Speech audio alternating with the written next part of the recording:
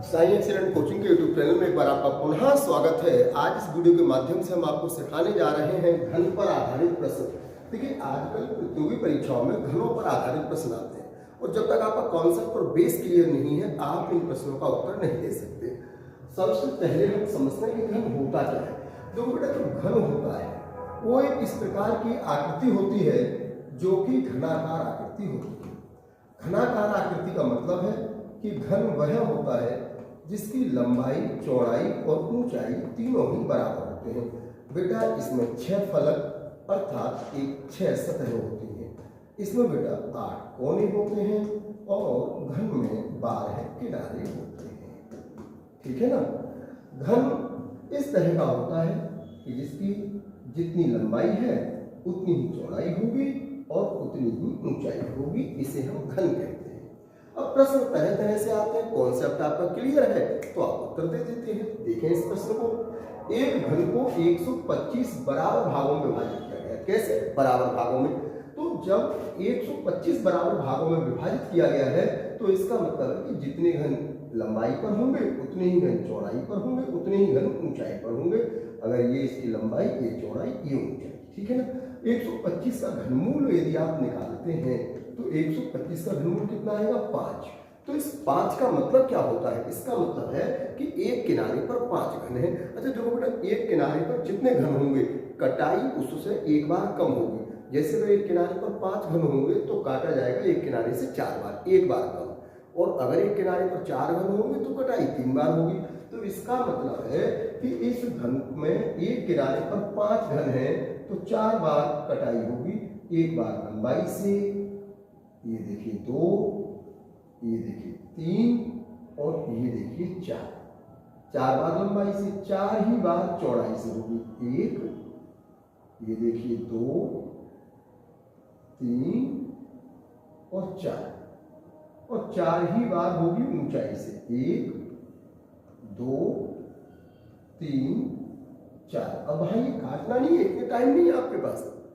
ये तो मैं आपको कॉन्सेप्ट क्लियर करने को सिखा रहा हूँ। ये बात क्योंकि जब तक कॉन्सेप्ट क्लियर नहीं होगा तब तक आप उत्तर नहीं दे पाएंगे। ट्रिक तो तब याद रहेगी जब आपको बेस क्लियर होगा। तो 125 घन का मतलब है एक किनारे पर 5। फिर क्या कह रहा है?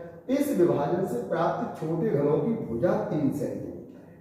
तो भुजा जब 3 सेंटीमीटर है तो हम जानते हैं कि जब एक घन की भुजा 3 होगी और एक किनारे पर कितने घन बनेंगे? 5। तो 5 गुणा 3 बराबर आंसर कितना आ जाएगा इसका? 15 सेंटीमीटर। तो इस प्रकार से आपको यहाँ पर इस प्रश्न का उत्तर क्या आ जाएगा? उस प्रश्न का उत्तर आ जाएगा आपका 125 घनों का, यानी कि आपका आ जाएगा 5 सेंटीमीटर। अच्छा, अब अगर इस प्रश्न को हम देखें ऐसे कि 125 घन में बांटा गया है, तो अगर आपको 125 घन मिलते हैं और ट्रिक का इस्तेमाल करते हैं तो ट्रिक में कैसे करेंगे? तो आपको सर्वप्रथम क्या करना है कि उसका घनमूल निकालना है। तो घनमूल जितना आ जाए उसकी छोटे घन की भुजा से गुणा कर देना है तो आपको 15 सेंटीमीटर इस तरह से उत्तर मिल जाएगा। बनाने की आवश्यकता नहीं है, केवल क्या करना है कि जितने टुकड़े हैं उन टुकड़ों का घनमूल निकालना है। छोटे घन की भुजा है उस घन की भुजा से गुणा करनी है और आपको बड़े घन की भुजा प्राप्त हो जाएगी। इस तरह से आप ट्रिक से भी निकाल सकते हैं।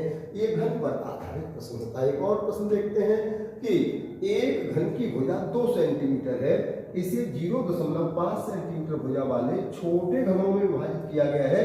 इस प्रकार कितने घन प्राप्त होंगे? तो देखो बेटा, जब भी कभी आपसे छोटे घनों की संख्या पूछी जाए तो देखिएगा हमारे इस ट्रिक को कि जब भी आपसे छोटे घनों या फिर छोटे घनाभों की संख्या आपसे पूछी जाए तब आप क्या करेंगे? इस ट्रिक का इस्तेमाल करेंगे कि बड़े घन या घनाभ का आयतन बटे छोटे घन या घनाभ का आयतन। तो घन पूछे अथवा घनाभ पूछे, आपको हमारे इस ट्रिक से उत्तर दे देना है। और आयतन बराबर क्या होता है बेटा? तो आप जानते हैं कि आयतन बराबर होता है लंबाई गुणा चौड़ाई गुणा ऊंचाई। ठीक है ना।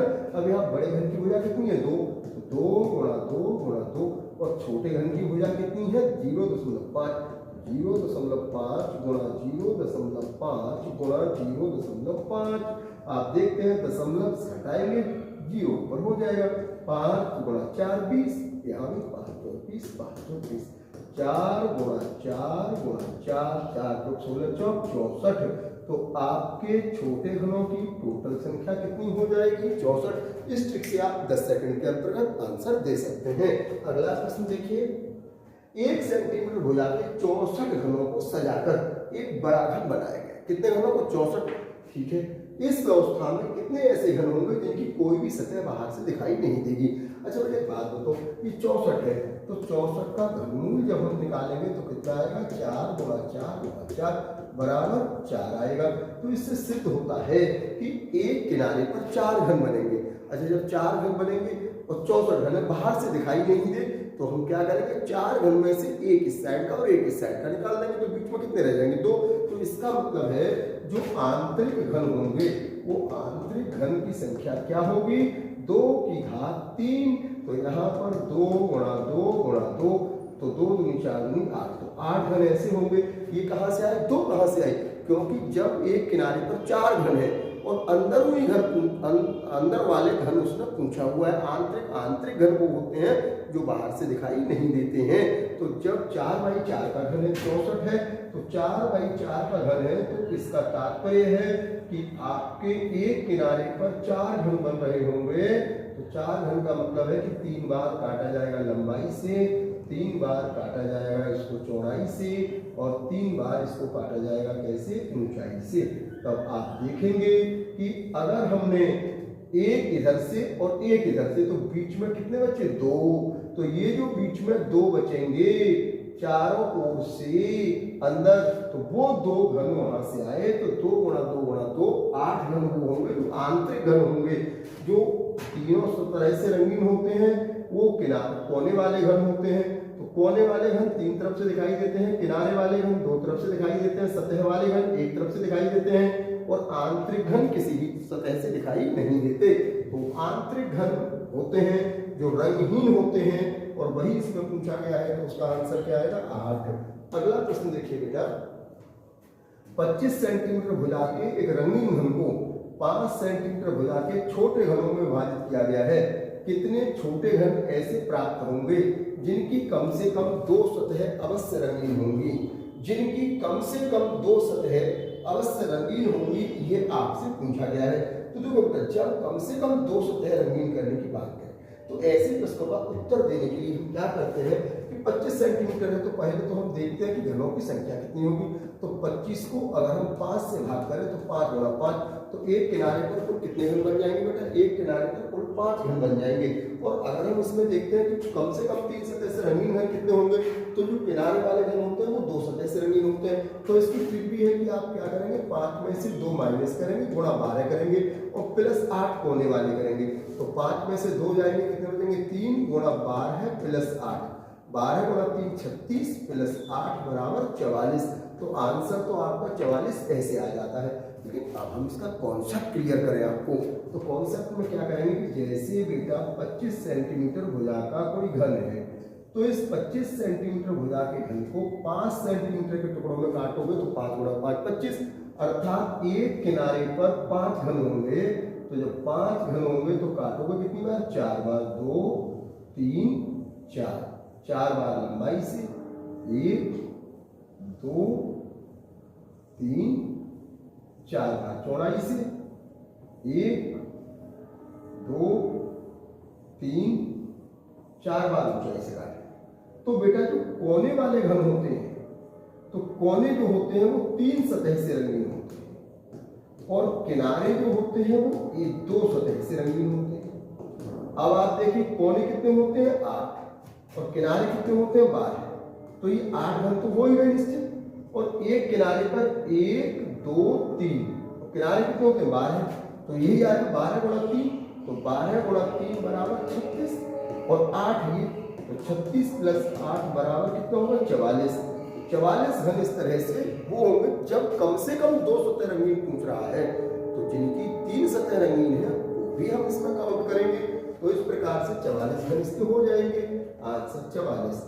अगला प्रश्न देखो, एक घन को इस प्रकार से रंगना है कि साथ लगने वाली भुजाओं का रंग एक जैसा ना हो।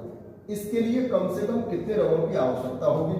तो अगर मान लीजिए 7 रंगने वाली घनों की एक जैसा रंगा हो, तो ये ऊपर की सतह है, तो ऊपर की सतह से 4 सतह संलग्न है, तो हमको इसी तरह का रंग नीचे लगा दीजिए। तो एक रंग ये हो गया, जो सामने की सतह है, उस सामने की सतह की तरह का रंग पीछे वाली सतह पर लगा दीजिए, 2 रंग हो गए। ये दाहिनी सतह है, इस दाहिनी सतह के वाले का रंग बाईं तरफ लगा दीजिए। तो कुल कितने रंग चाहिए? कम से कम 3 रंग चाहिए। तो इस तरह से आप इस प्रश्न का आंसर दे सकते हैं। फिर भी यदि आपकी समझ में कोई प्रश्न नहीं आता है, किसी भी किताब का हो, कहीं का भी हो, और आपकी समझ में नहीं आता, आप उस प्रश्न को हमारे इस फोन नंबर पर व्हाट्सएप कर सकते हैं। हम आपके प्रश्न का उत्तर देने का प्रयास करेंगे। किसी भी प्रकार की शैक्षिक सलाह की आवश्यकता है, आप इस नंबर पर संपर्क कीजिए, हम आपको उत्तर देने का प्रयास करेंगे। ओके, जय हिंद, जय भारत।